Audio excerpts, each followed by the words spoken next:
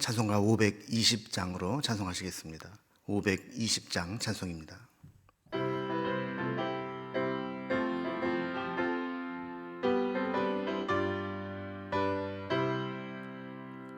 듣는 사람마다 복음 전하여 복스러운 소식 두루 퍼치세. 모든 사람에게 전할 소식은 어느 누구나 오라. 어느 누구나 주께 나오라. 어서 와서 주의 말씀 들으라. 하늘아버지가 오라시니 어느 누구나 오라. 오는 사람들은 지체 말고서 문 열렸을 때에 들어오시오. 생명길은 오직 구주 예수니 어느 누구나 오라. 어느 누구나 주께 나오라. 어서 와서 주의 말씀 들으라. 하늘아버지가 오라시니 어느 누구나 오라. 언약하신 대로 이룰 것이니 누구든지 언약 받을 수 있네. 받은 사람에게 생명이로다. 어느 누구나 오라. 어느 누구나 주께 나오라. 어서 와서 주의 말씀 들으라. 하늘아버지가 오라시니 어느 누구나 오라. 아멘. 오늘 함께 나눌 하나님 말씀은 구약성경 사사기 19장 22절에서 30절까지 말씀입니다. 사사기 19장 22절에서 30절까지 395면에 있습니다. 이 말씀을 제가 봉독합니다. 그들이 마음을 즐겁게 할 때에 그 성읍의 불량배들이 그 집을 에워싸고 문을 두드리며 집 주인 노인에게 말하여 이르되 네 집에 들어온 사람을 끌어내라. 우리가 그와 관계하리라 하니 집 주인 그 사람이 그들에게로 나와서 이르되 아니라 내 형제들아 청하노니 이 같은 악행을 저지르지 말라. 이 사람은 내 집에 들어왔으니 이런 망령된 일을 행하지 말라. 보라 여기 내 처녀 딸과 이 사람의 첩이 있은즉 내가 그들을 끌어내리니 너희가 그들을 욕보이든지 너희 눈에 좋은 대로 행하되 오직 이 사람에게는 이런 망령된 일을 행하지 말라 하나 무리가 듣지 아니하므로 그 사람이 자기 첩을 붙잡아 그들에게 밖으로 끌어내매 그들이 그 여자와 관계하였고 밤새도록 그 여자를 능욕하다가 새벽 비명에 누운지라. 동틀대의 여인이 자기의 주인이 있는 그 사람의 집 문에 이르러 엎드려져 밝기까지 거기 엎드려져 있더니 그의 주인이 일찍이 일어나 집 문을 열고 떠나고자 하더니 그 여인이 집 문에 엎드려져 있고 그의 두 손이 문지방에 있는 것을 보고 그에게 이르되 일어나라 우리가 떠나가자 하나 아무 대답이 없는지라. 이에 그의 시체를 나귀에 싣고 행하여 자기 곳에 돌아가서 그 집에 이르러서는 칼을 가지고 자기 첩의 시체를 거두어 그 마디를 찍어 12덩이에 나누고 그것을 이스라엘 사방에 두루 보내매 그것을 보는 자가 다 이르되 이스라엘 자손이 애굽에서 올라온 날부터 오늘까지 이런 일은 일어나지도 아니하였고 보지도 못하였도다. 이 일을 생각하고 상의한 후에 말하자 하니라. 아멘. 베들레헴의 첩의 집에서 첩을 데리고 자기의 원래 거처인 에브라임으로 올라가던 레위인 일행은 베들레헴에서 출발할 때부터 늦게 출발하는 바람에 중간에 쉴 수밖에 없었고 기브아에 들어가서 하룻밤을 쉬고 남은 여정을 이어가야만 했습니다. 근데 막상 이 기브아 성읍에 들어갔는데 아무도 그들을 영접하지 않았습니다. 그러던 차에 같은 고향 에브라임 출신의 한 노인으로부터 영접을 받고 그 집에 들어가서 하룻밤을 묵게 됩니다. 유숙할 집에 들어가서 짐을 풀고 편안히 쉬고 있을 때 예기치 못한 사건이 벌어집니다. 있을 수도 없고 있어서도 안 되는 전대미문의 사건이죠. 그래서 오늘 제목이 전대미문의 사건. 그런데 오늘 이제 내용을 다시 한번 살펴보면 어떻게 저런 일이 있을 수 있나 하는 것들을 이제 보게 되죠. 그래서 오늘 본문은 이 사건이 무엇이고 어떻게 발전되어 왔는지를 보여줍니다. 오늘 본문을 단락별로 좀 구분을 해보면 먼저 22절에서 26절까지는 기브온 집에 들어갔을 때 그 불량배들이 와서 얼마나 못된 짓을 했는지, 자, 그리고 그것보다 이제 더 심각한 것은 22절에서 28절 보면 첩에 시신을 싣고 돌아와서 29절부터 30절까지는 잔혹한 방법으로 그 잔혹한 사건을 알리게 되는 그런 내용으로 되어 있습니다. 그럼 먼저 기브온의 그 한 노인의 집에서 어떤 일이 있었는지, 기브온의 불량배들이 얼마나 못된 짓을 했는지 한번 먼저 살펴봅니다. 우리말에도 흔히 밤새 안녕이라는 말이 있죠.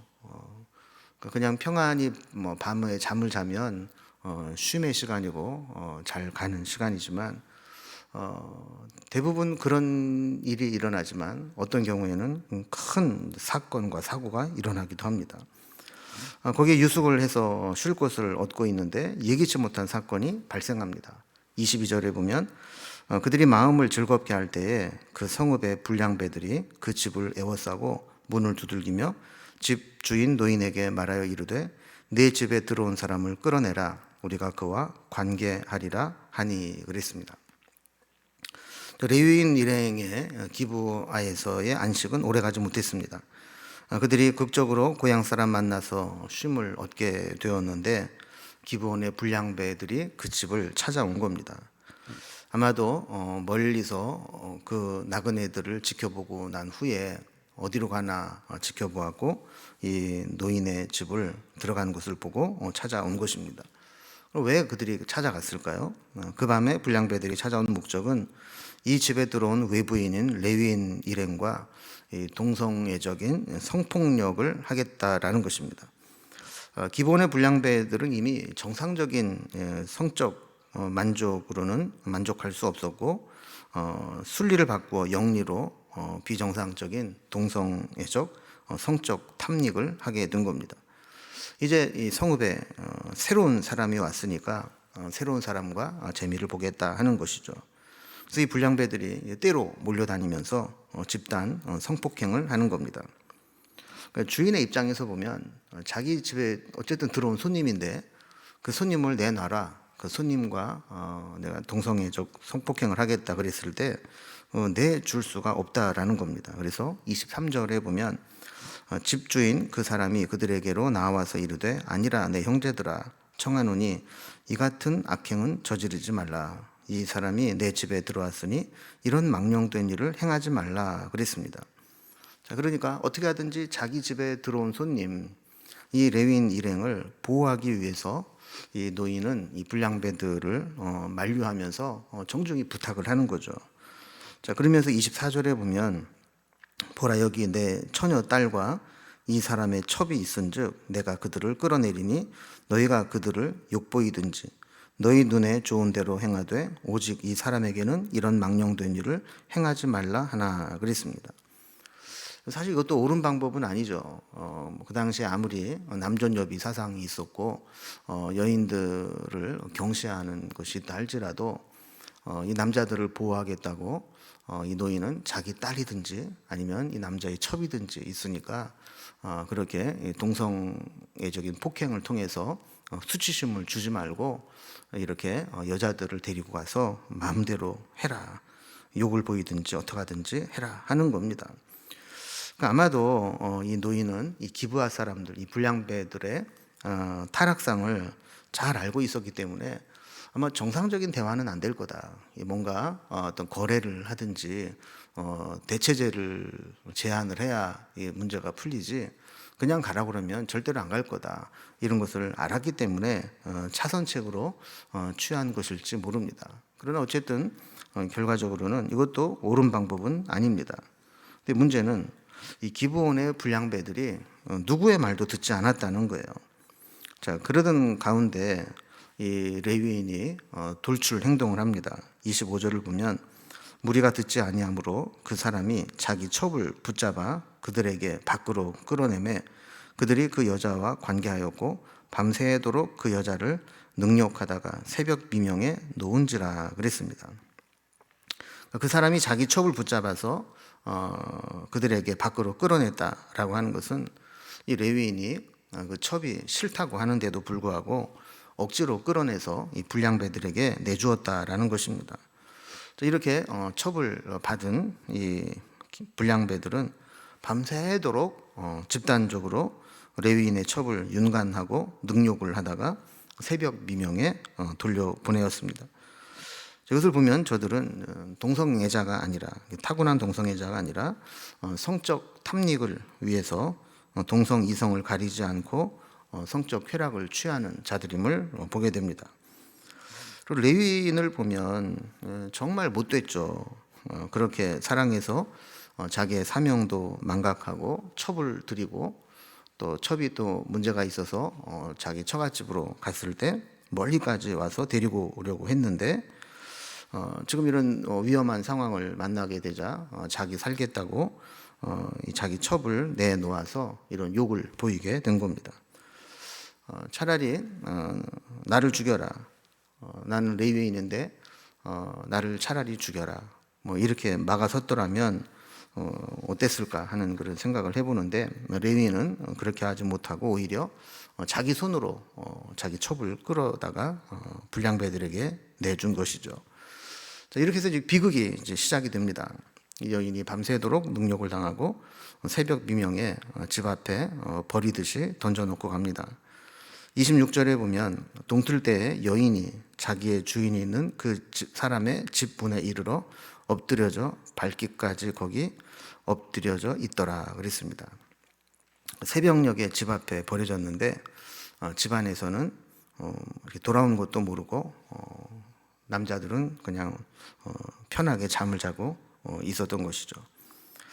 자, 이제 아침에 이제 되니까 문제가 이제 밝혀졌습니다. 두 번째 단락을 보면 첩은 죽고 죽은 첩의 시신을 싣고 돌아오게 됩니다. 27절을 보면 이 레위인이 얼마나 무책임하고 못된 사람이었는가를 보게 됩니다. 27절에 그의 주인이 일찍 일어나 집 문을 열고 떠나고자 하더니 그 여인이 집 문에 엎드려져 있고 그의 두 손이 문지방에 있는 것을 보고 그랬습니다. 그 여인은 아무도 지켜주지 못한 가운데 이 불량배들에게 욕을 당하고 새벽에 돌아와서 손으로 문지방을 두 손으로 잡고 있었다. 그러니까 어떻게 하든지 집에 들어가서 보호를 받고 치료를 하려고 했는데 결국에는 아무도 열어주지 않아서 그곳에서 죽어져 갔던 것이죠. 근데 더 심각한 것은 아침이 되었을 때 이 레위인은 그러면 자기 첩이 어떻게 됐나 좀 궁금해서라도 좀 찾아야 될 텐데 그게 아니라 아예 포기하고 거기를 떠날 채비를 하고 나오게 됩니다. 그러다가 거기에 쓰러져 있는 첩을 발견하게 된 것이죠. 28절에 보면 그에게 이르되 일어나라 우리가 떠나가자 하나 아무 대답이 없는지라 이에 그의 시체를 나귀에 싣고 행하여 자기 곳에 돌아가서 그랬습니다. 여러분, 이제 레위는 보면 사람도 아닌 것 같아요. 이렇게 쓰러져 있는 여인을 보고 얼마나 매정한지 일어나라 우리가 떠나가자. 이게 뭐 사람의 입에서 나올 말이 아니지 않습니까? 지난밤에 불량배들에게 끌려가서 얼마나 두려웠는지, 얼마나 치욕스러운 밤을 보냈는지, 얼마나 고통스러웠는지, 몸은 얼마나 상했는지 물어보고 감싸주고 치료하고 이것이 우선인데 그는 전에 살펴본 것처럼 안식일 전에 빨리 돌아가서 레위인의 책무를 다해야 되겠다라는 자기 시간표와 자기 계획만 중요해서 그냥 이 여인에게 상황을 물어보지도 않고 빨리 일어나자, 떠나가자 이렇게 했던 것이죠. 자, 그런데 이미 이 여인은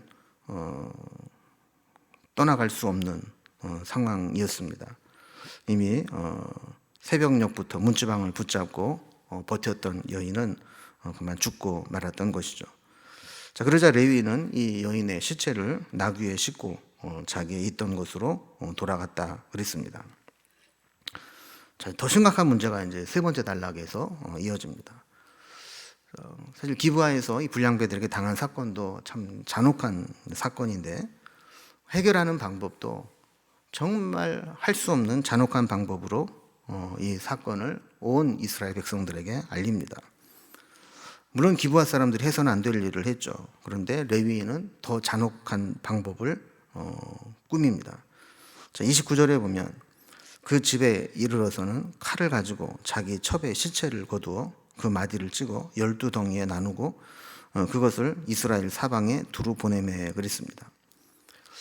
불쌍하게 죽은 자기의 첩의 시신을 정중하게 장례를 치러주지는 못할 망정 그 시신을 12덩이로 토막을 내고 그것을 이스라엘 12지파에게 보내게 됩니다.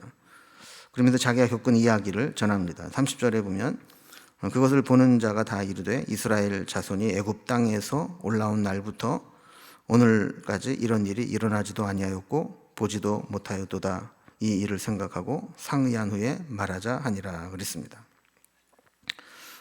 손님으로 자기 성읍에 들어온 여인을 밤새 윤관해서 죽게 한 악행은 전대미문의 사건이라는 겁니다. 그러니까 그 증표가 여기에 있는 내 첩의 그 시신의 일부분이니까 이거를 보고 그 악행을 벌인 그 기브아의 불량배들 어떻게 처리할 것인지 상의하고 모여서 논의하자 이렇게 전가를 보낸 것입니다. 레위인은 자기 잘못은 돌아보지도 않고 이렇게 결과에만 분노하면서 가장 감정적이고 가장 흥분할 만한 방법으로 자신의 분노를 보복하려고 하는 것을 보게 됩니다. 오늘 본문을 보면 기브아 사람들은 기브아 사람대로 그리고 레위인은 레위인대로 그리고 거기에 요동하는 이스라엘 백성들은 이스라엘 백성들대로 온전하고 정상적인 사람이 한 사람도 없습니다. 사사기 마지막에 우리에게 보여주는 시대상은 바로 이런 것이죠. 우리가 집단적으로 하나님을 멀리하고 하나님을 떠나게 될 때 그 사회가 어떤 사회가 되는가, 그 결과가 어떤 것인가를 이 사건을 통해서 보여주게 되는 겁니다. 문제가 생기거나 앞길이 막힐 때 자신을 돌아보고 자기가 끊어야 할 죄가 무엇인가를 돌아보며 회개할 기회를 삼지 않는다면 결국에는 죄악이 활개치도록 방치될 것이고 걷잡을 수 없는 타락의 늪에 빠지게 됩니다. 특히 레위인 같은 경우에 그렇죠. 여러 차례 하나님이 기뻐하지 않는다는 사인과 표지를 보여주었지만 그는 자기 자신을 돌아보지 못하고 자기가 끊어버려야 될 것들을 끊어버리지 못하고 결국 모든 책임은 자기에게 있었음에도 불구하고 이렇게 자기 첩을 불쌍하게 하는 그런 일들을 보게 됩니다. 어떻게 보면 정말 천인공노할 만한 일을 벌이게 된 것이죠. 우리가 앞으로 계속 살펴보게 되겠지만 이 사건은 그냥 단순히 레위인 한 사람의 개인의 어떤 복수로 끝나지 않고 그 기브아에 속한 베냐민 지파 한 지파가 그냥 통째로 없어질 위기에 처하게 되는 큰 또 동족 상잔의 또 비극으로 비화되는 것을 보게 됩니다. 오늘 본문을 보면서 이 하나님이 없는 이 세상, 하나님을 떠난 이 세상의 혼란스러움과 혼탁함, 죄악상을 미리 보여주셨는데 우리도 기도하면서 이 땅이, 이 나라가 또 우리 교회가, 우리 각 가정이 하나님을 멀리하지 않고 하나님 말씀에 붙어서 하나님 말씀대로 살아가면서 세상 풍조는 나날이 갈리지만 우리는 믿음을 지키고 하나님의 말씀대로 건강한 가정, 건강한 교회, 건강한 사회를 만들어가는 그 사명을 감당할 수 있기를 주님의 이름으로 기원합니다. 기도하겠습니다. 하나님 아버지, 오늘 레위인이 기브아에서 만난 전대미문의 사건을 통해서 기브아 사람도 악했지만 또 레위인도 그에 못지않은 더 흉악한 모습들로 비겁하고 또 못된 모든 모습들을 다 보여주는 것을 보게 됩니다. 한 사건이 아니라 이것은 오늘날 우리에게도 이 사회가, 이 나라가 하나님으로부터 멀어지고 떠나가고 세상의 죄의 욕망에 이끌려가게 될 때 얼마나 혼란스러워지고 혼탁해지고 악해질 수 있는가를 보여주는 귀한 사건이라고 깨닫게 됩니다. 우리에게도 하나님을 멀리하지 않게 하시고 우리가 속해 있는 가정, 교회, 공동체, 또 우리 사회가 하나님 말씀을 다시 한번 붙잡게 하시고 하나님 말씀이 우리에게 주시는 삶의 원리를 다시 한번 붙잡고 믿음으로 세워나가는 저희들이 되게 하여 주옵소서. 오늘도 우리에게 기도의 사명을 맡겨주시고 또한 하나님 앞에 새 일에 기도하는 심정으로 우리의 모든 삶을 기도하는 가운데 돌아보며 하나님 앞에 내려놓는 시간들이 되게 하여 주옵소서. 오늘도 우리의 모든 삶을 주님께 부탁드리며 예수님의 이름으로 기도드리옵나이다. 아멘. 각자의 기도 제목들로 자유롭게 기도하시겠습니다.